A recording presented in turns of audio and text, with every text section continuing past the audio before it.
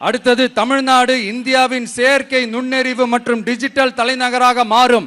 AI and digital capital of India.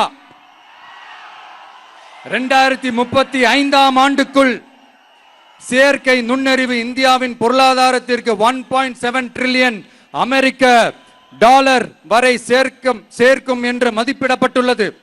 நமது பொறியியல் திறமையுடனும் நமது புலம்பெயர்ந்த சமூகத்துடனும் இந்த பொருளாதாரத்தை தனதாக்கிக் கொள்ளும் தனித்துவமான நிலையில் தமிழ்நாடு உள்ளது. ஆனால் இதை உலகளாவிய அளவில் நம்மை நேசிக்கும் தமிழர்கள் பலர் உள்ளதால் அவர்கள் துணையுடன் நமது செயல்பட்டால் மட்டுமே இது சாத்தியமாகும். தமிழ்நாட்டின் முதல் செயற்கை நுண்ணறிவு பல்கலைக்கழகத்தை ஏற்படுத்தி உலகளாவிய தொழில்நுட்ப நிறுவனங்கள் ஆராய்ச்சி ஆய்வகங்கள் மற்றும் புதுமையாளர்களை ஈர்க்கும் வகையில் செயற்கை நுண்ணறிவுக்கான உலகளாவிய மையமான AICTI TVK அரசு உருவாக்கும் முயற்சியில் நமது அரசு ஈடுபடும்.